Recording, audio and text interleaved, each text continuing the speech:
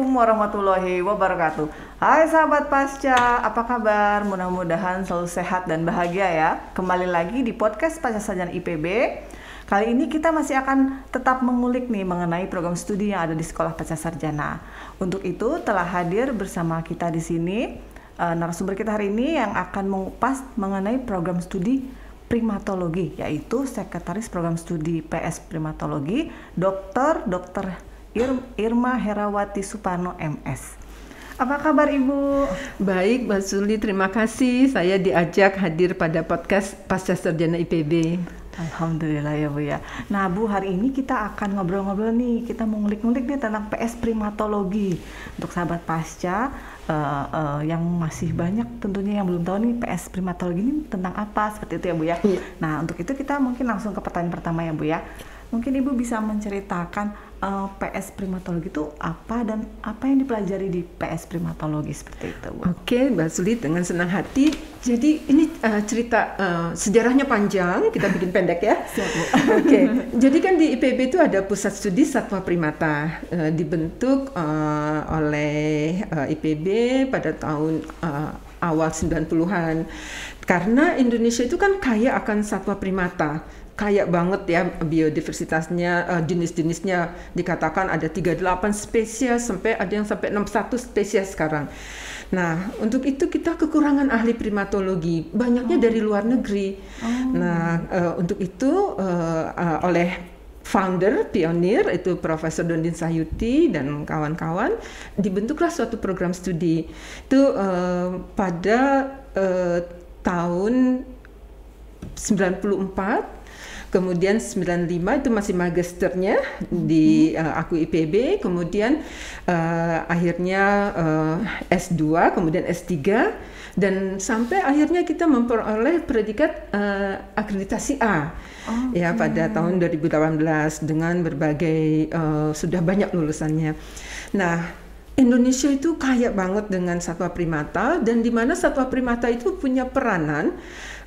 Tentu kita harus melindungi, konservasi, ya. Kemudian kita juga harus mempelajarinya dari sudut biologinya.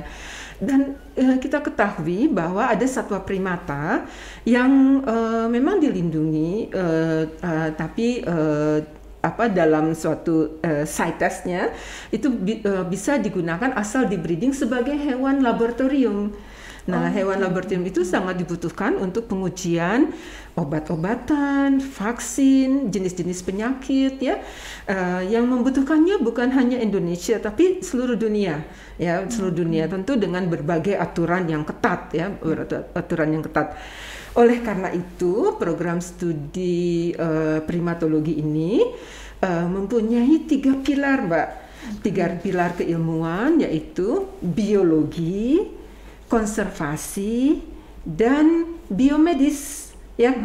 Karena itu Mbak Suli tadi nyebut saya Dokter Irma ya. Iya betul. Dokter Irma tuh manusia loh, dokter manusia bukan dokter hewan. Tapi saya nggak tersinggung dipanggil dokter hewan juga ya, karena saya mainnya dengan hewan. Nah, tapi nggak adil sama teman-teman yang dokter hewan ya. Nah, saya kenapa kok sebagai dokter mempelajari menjadi seorang peneliti maupun dosen dan juga lulusan primatologi. Lulusan primatologi tahun 2007 kalau nggak salah ya. Karena saya mempelajari tentang monyet ekor panjang dibikin hewan model penyakit jantung koroner. Ya, jadi dikondisikan hewan itu mengalami suatu kondisi penyakit yang memimik manusia. Nah, disinilah teman-teman biomedis, tapi bukan hanya itu saja, sangat luas. Ya, oleh karena itu program studi primatologi itu sangat dibutuhkan, karena we are the only one di Indonesia, mungkin juga di Asia. Itu dia Mbak Suli ya. Jadi primatologi ini memang sangat spesifik, tetapi sangat dibutuhkan. Peneliti banyaknya dari luar negeri. Dari luar negeri. Nah, kita sendiri, kita ini satwanya kita ya, kita dong yang jadi ahli. Ya. Hewan primata sendiri seperti Indonesia kan mungkin di setiap pulau ada ya Bu ya. Jadi sedangkan penelitian mengenai hewan tersebut kita masih sangat kurang ya Bu. Sangat kurang. Jadi sahabat Pasca, ternyata PS Primatologi di Pasca Sarjana IPB merupakan program studi satu-satunya ya Bu ya? Iya, betul sekali. Primatologi satu-satunya di Indonesia. Di Indonesia, betul dan sekali. Mungkin juga di Southeast Asia. Ya, Southeast Asia. Nah, jadi bagi sahabat pasca nih yang tertarik mempelajari tentang primata dan terutama tadi dari 3 pilarnya ada konservasi juga ya Bu ya. Berarti betul. Memang untuk memelihara kelangsungan keberlanjutan dari si hewan primata itu ya Bu ya. Karena saat ini kan sudah agak langka ya Bu ya, banyak yang sudah langka sekali betul, gitu ya, dan kita harus melindunginya supaya tidak punah. Nah, untuk itu kita juga peran dari program studi meneliti juga menyampaikan kebijakan kepada pemerintah ya, kepada pemerintah untuk menegaskan bahwa satwa ini yang tertentu di pulau tertentu gitu harus kita lindungi karena populasinya sangat rendah gitu. Mahasiswa lulusan dari primatologi itu juga ada banyak yang meneliti mengenai populasi ya, populasi satwa-satwa yang langka. Tadi Mbak Suli bilang semua pulau, sebetulnya satu pulau yang tidak ada satwa primata yang endemiknya itu Papua. Ya, yang lainnya ada Sulawesi paling banyak ya yang endemik ya, dan itu yang menarik perhatian dunia karena di situ ada satwa primata yang terkecil. Pernah dengar Tarsius ya? Yang matanya besar. Tarsius itu termasuk primata ya Bu ya? Iya, masuk primata. Terus udah gitu ada golongan makaka nigra yang hitam itu ya, itu juga merupakan satwa endemik di Sulawesi. Nah, yang kalau untuk penelitian itu bisa makaka fascicularis, makaka nemestrina, beruk. Beruk yang suka naik pohon kelapa. Kalau makaka fascicularis yang ada di sini yang sering berkeliaran di hutan-hutan sini. Monyet ekor panjang. Monyet ekor panjang, betul sekali. Saya tahunya bahasa ini saya Bu. Mbak Suli ternyata paham banget juga ya. Sedikit-sedikit Bu. Nah, untuk itu mungkin sejarah singkat ya, tapi singkat tapi padat Bu. Jadi udah memberikan kita informasi mengenai awal berdirinya, latar belakangnya, kenapa program studi PRM itu bisa terbentuk ya Bu ya. Nah, untuk kampusnya sendiri Bu, untuk apabila mahasiswa kuliah di PS Primatologi ini, kuliahnya di kampus mana ya Bu ya? Oke, memang secara administratif kan semua di pasca sarjana ya, karena program studi primatologi ini adalah program studi multidisiplin ya. Jadi di bawah pasca sarjana langsung. Nah, kalau ruang kuliah karena kami bersinergi dengan Pusat Studi Satwa Primata, itu ruang kuliah ada di Jalan Lodaya 2 nomor 5 bersama dengan Pusat Studi Satwa Primata. Karena laboratorium di sana juga kami memiliki akses untuk menggunakannya, ruang kuliah dan administrasi langsung. Akan tetapi dalam waktu dekat fasilitas di Dermaga akan kami perbaiki untuk menjadi ruang kuliah juga. Jadi nanti ada perkuliahan yang bisa dilakukan di Dermaga. Jadi teman-teman nanti yang kalau misalnya mau kuliah di Dermaga itu nggak masalah ya. Tapi untuk lab dan segala macam itu PS Primatologi punya sendiri dengan bekerja sama dengan pusat studi itu ya Bu ya. Jadi Pusat Studi Satwa Primata. Untuk praktikum mahasiswa tidak perlu khawatir, fasilitasnya sudah ada ya Bu ya. Betul sekali. Dan juga di kampus Dermaga kami juga karena bekerja sama dengan program studi satwa primata di penangkaran monyet ekor panjang di kampus Dermaga ada juga ya. Jadi mahasiswa bisa mengamati tingkah laku, bisa mempelajari tentang reproduksi, mempelajari tentang kesehatan. Pokoknya menarik sekali karena banyak hal yang bisa kita pelajari dari satwa ini tentang tingkah laku karena behaviornya itu antar spesies itu beda-beda.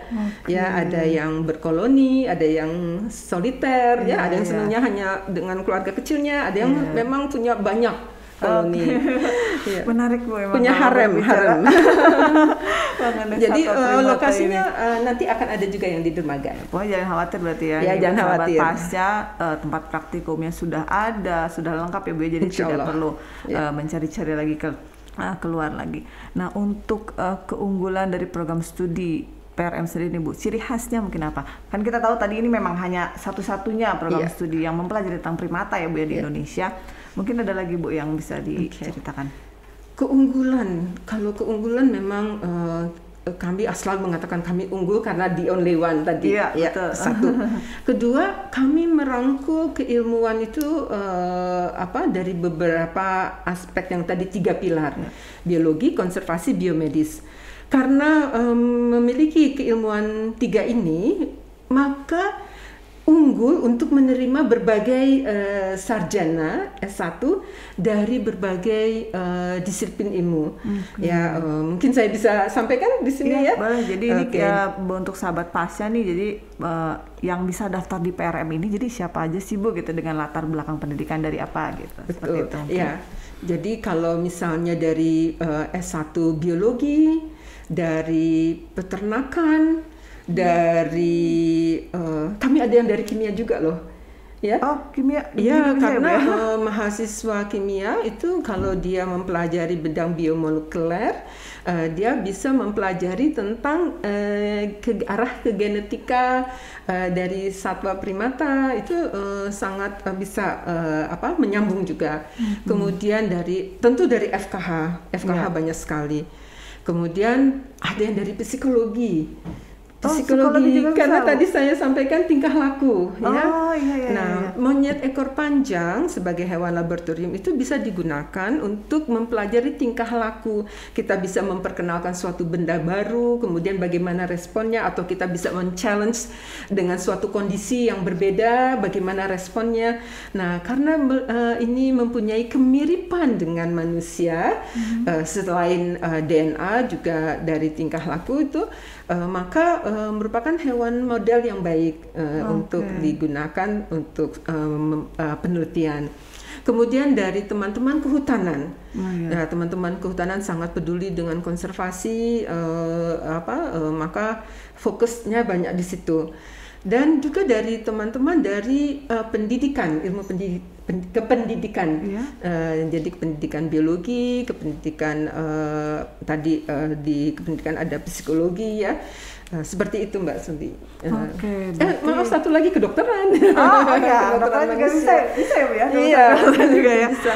Nah, itu berarti sahabat Pasya tuh tadi dari background pendidikannya. Jadi yang karena di PRM itu mengusung 3 pilar, biologi, biomedis, dan konservasi. Jadi tentunya teman-teman lulusan sarjana fahutan, kedokteran hewan, psikologi, bahkan ya biologi, kimia itu bisa ya Bu ya masuk ke dalam PS Primata. Jadi jangan saya bukan lulusan FKH nih, atau saya dulu tidak mempelajari tentang primata, tidak mesti seperti itu ya Bu ya.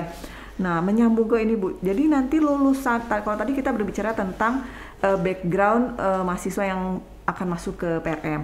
Kalau tentang lulusannya nih Bu, diharapkan memiliki kompetensi kompetensinya apa, dan bidang pekerjaannya itu kira-kira di mana sih Bu gitu. Kalau saya masuk PRM nanti saya lulus kerjanya di mana aja ya gitu. Terima kasih Mbak Suli. Jadi ternyata yang lulusan itu banyak yang bekerja satu di bidang menjadi dosen ya, dosen untuk di biologika atau di kehutanan maupun di kedokteran hewan. Kemudian juga di badan karantina dan di pertanian. Ya, kehutanan sudah pasti kami sudah memiliki beberapa lulusan yang ada di Kementerian Kehutanan. Kemudian kalau yang banyak juga di LSM. Nah, LSM itu mereka bekerja di rehabilitasi, ada yang untuk owa Jawa, orang utan, ya, termasuk juga untuk monyet ekor panjang, monyet ekor panjang yang dulu untuk topeng monyet, sekarang direhabilitasi supaya bisa dilepas dengan kondisi sehat dan tidak ada tingkah laku yang psikisnya juga ya Bu ya, psikis yang si monyet yang telah selama ini digunakan menjadi topeng monyet itu dikembalikan lagi ya betul, tentu dengan mempelajari banyak faktor. Nah itu di LSM mereka sangat berperan karena sudah fokus terhadap apa yang dengan tujuan di pekerjaannya. Nah seperti itu sahabat Pas, jadi menarik sekali ya. Memang LSM yang mengurus tentang primata, bukan hanya primata sebenarnya tentunya Bu ya, tapi karena kita Indonesia kaya akan hewan primata, jadi memang sangat dibutuhkan sekali ya Bu ya tenaga-tenaga seperti ini yang untuk mengurus primata-primata yang hampir punah sendiri di India sendiri gitu ya, di kotanya sendiri. Satu lagi saya lupa sebut di ini seperti taman safari, di zoo gitu. Ya teman-teman juga ada yang bekerja di tempat tersebut dan mereka memanage bagian yang berkaitan dengan satwa primata. Karena tadi saya bilang bahwa mereka memiliki tingkah laku yang spesifik dan jenisnya macam-macam, maka perlulah keilmuan primatologi tersebut ya. Jadi mereka sangat dibutuhkan oleh bidang-bidang tersebut. Untuk tadi kita udah bicara tentang lulusannya, berarti nanti kemungkinan untuk penelitiannya ketika menjadi mahasiswa PRM itu akan bermacam-macam ya Bu ya, tidak hanya soal si primatanya sendiri mungkin ya, tapi bisa tentang dilihat dari hal medisnya atau tingkah lakunya gitu mungkin ya Bu ya. Betul bisa sekali. diceritakan lagi mungkin jenis-jenis penelitiannya, nanti saya meneliti apa ya kira-kira gitu nanti kalau mau masuk PRM gitu. Itu kira-kira apa saja Bu bidang penelitiannya? Oke, Mas Li, jadi ini saya ambil aja yang sedang akan berlangsung dan yang sudah berlangsung dalam waktu baru-baru ini saja. Ada yang meneliti mengenai tadi ya populasi, kemudian juga mempelajari tentang hormon reproduksinya, karena satwa langka misalnya dari tarsius atau dari monyet yang hampir punah ya, dari daerah Mentawai ya, itu diambil dikoleksi feses. Jadi tidak intervensi istilahnya, tidak harus mengambil dari darah. Ambil dari feses, kemudian diekstraksi untuk memperoleh hormon. Kemudian hormonnya itu bisa dipelajari. Kemudian juga untuk owa Jawa itu hormonnya untuk mengetahui seperti apa pola hormonalnya juga itu sudah diteliti. Nah, stem sel punca, ada teman dokter, seorang spesialis jantung. Beliau mempelajari tentang stem cell, bagaimana stem cell kalau kita ambil dari satwa primata dan kemudian ditumbuhkan untuk memperbaiki fungsi jantung si satwa tersebut. Jadi lebih ke arah ke metode ya. Kemudian juga tadi seperti saya meneliti untuk penyakit jantung koroner ya. Jadi monyetnya dibikin kondisi hiperkolesterol sehingga terjadi pembentukan aterosklerosis, kemudian diintervensi dengan memberi suatu bahan alam seperti yang saya lakukan itu kacang kedelai, soy, isoflavon ya, bagaimana apakah memberi perlindungan atau tidak. Kemudian yang kembali ke teman-teman yang di LSM, mereka mempelajari kapan sih tepatnya satwa itu yang sedang mereka rehabilitasi boleh dilepas, apakah sudah layak dilepas. Itu perlu penelitian karena kita tidak bisa sembarangan melepas ya, harus ada scoringnya, harus ada penilaiannya, seperti itu. Masih banyak lagi ya, sudah bisa mencari makan sendiri atau belum gitu ya Bu ya. Betul. Saya sendiri tertarik Bu kalau melihat channel-channel mengenai hewan gitu ya. Menarik ya Bu ya kalau mempelajari seperti itu. Nah, untuk mahasiswanya sendiri atau lulusannya sendiri ada perkumpulannya nggak Bu? Kan karena biasanya kan lulusan atau supaya bisa berinteraksi dengan adik kelasnya atau itunya, itu ada perkumpulannya atau tidak Bu? Ada loh. Ya? Ada. Ya. Namanya Hima Prima IPB. Himpunan Mahasiswa dan Alumni Primatologi Hima Prima.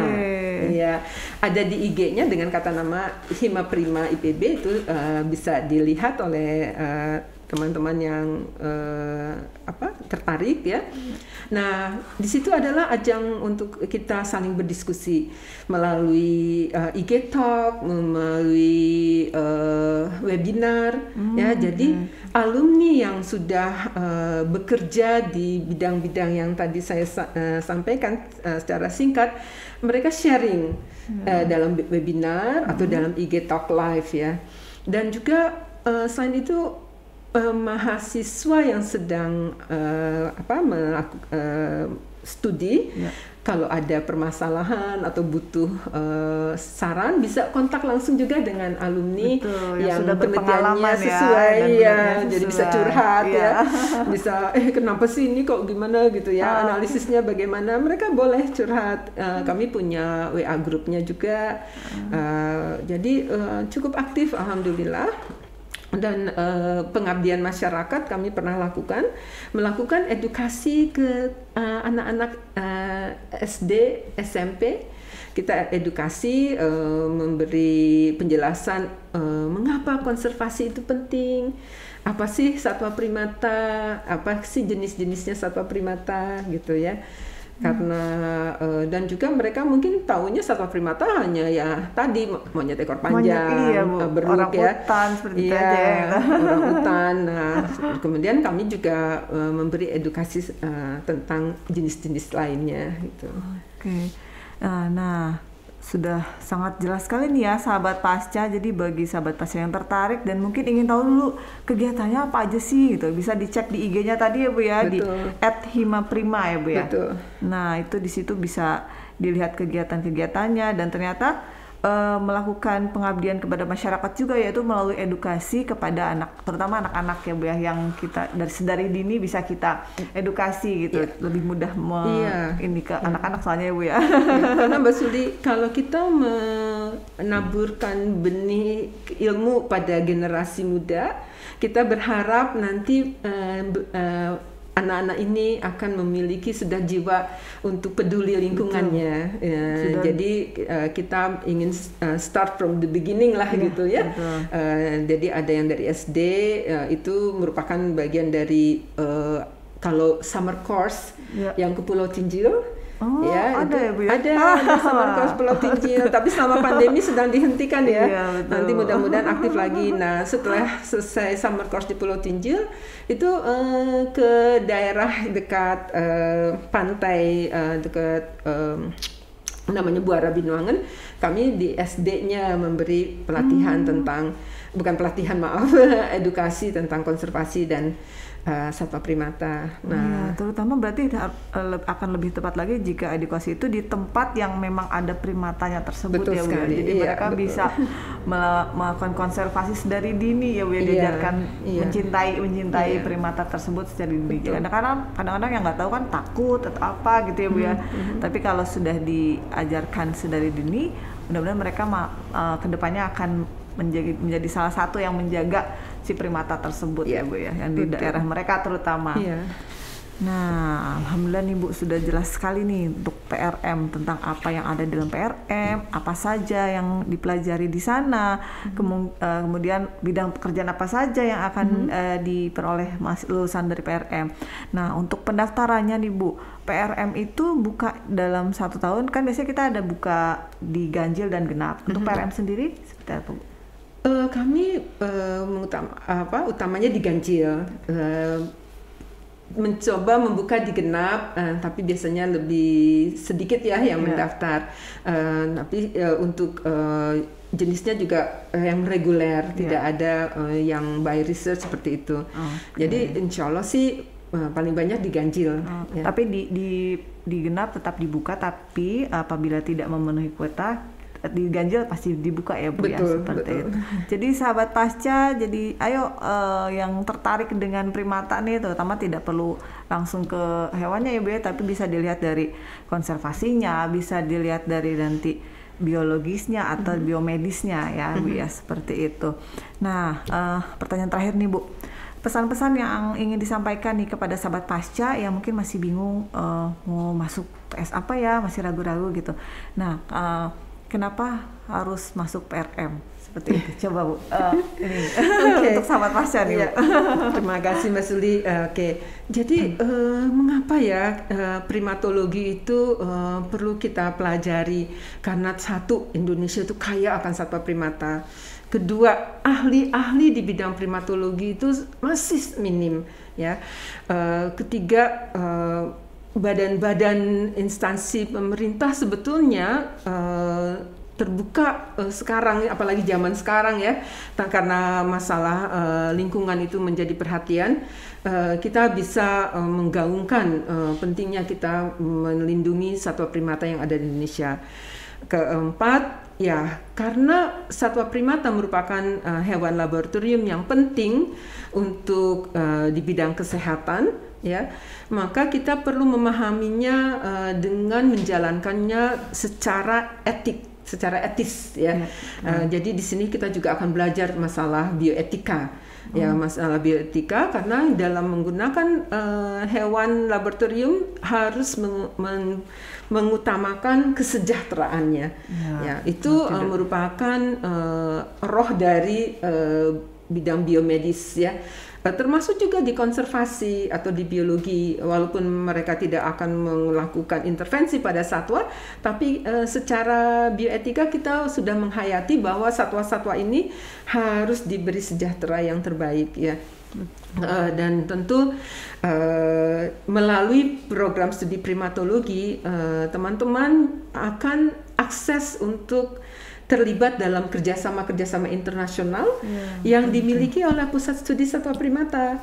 Ya, Pusat Studi Satwa Primata merupakan suatu pusat yang kolaborasi dengan internasionalnya cukup kuat, ya, cukup kuat, dan bukan hanya baru 5 tahun atau 10 tahun, tidak. Kami sudah ada yang sampai 30 tahun gitu, ya. Saya juga masih berhubungan dengan kolaborator yang dari awal tahun 93 itu masih melakukan kerjasama. Jadi akses atau potensi untuk ke dunia luar itu juga ada. Jadi mudah-mudahan itu membuat daya tarik juga pada teman-teman yang ingin mendaftar ke primatologi. Oke, alhamdulillah. Nah, sahabat Pasca, demikian ngobrol-ngobrol kita kali ini dengan Ibu Irma dari program studi primatologi. Semoga bermanfaat bagi kita semua, Bu, ya, dan terutama bagi sahabat Pasca nih yang masih bingung mau masuk ke program studi mana atau masih ragu-ragu gitu, ya, tentang kedepannya gimana ya kalau saya masuk primatologi, dengan pekerjaannya susah nggak ya, seperti itu, ya. Maka mudah-mudahan sahabat Pasca sudah tercerahkan nih dengan penjelasan tadi dari Bu Irma. Mohon maaf bila ada kata-kata yang kurang berkenan. Terima kasih banyak Bu Irma nih atas kesempatannya. Terima kasih, senang sekali di podcast Pasca. Nah, apabila masih ada yang kurang jelas atau ingin ditanyakan mengenai program studi PRM, bisa menghubungi sekretariatnya langsung di email prm@apps.ipb.ac.id, gitu, ya. Dan untuk informasi mengenai pendaftaran mahasiswa baru Sekolah Pasca Sarjana dapat dilihat di laman admisi.ipb.ac.id. Jangan lupa sahabat Pasca, pendaftaran semester genap nih kita akan tutup tanggal 29 Desember 2021. Jadi jangan sampai ketinggalan, ya. Nah, seperti biasa Bu, kita biasanya nutup podcast pakai pantun nih Bu. Saya punya pantun ya Bu, ya. Aduh, pakai pantun saya nggak pandai bikin pantun. Apa Bu? Suli aja deh. Pergi tamasya ke Kota Bogor, mampir ke Tajur untuk beli tas. Sekolah Pasca Sarjana Institut Pertanian Bogor, ramah dan berkualitas. Yes, Assalamualaikum warahmatullahi wabarakatuh. Sampai jumpa di podcast selanjutnya. Sampai jumpa.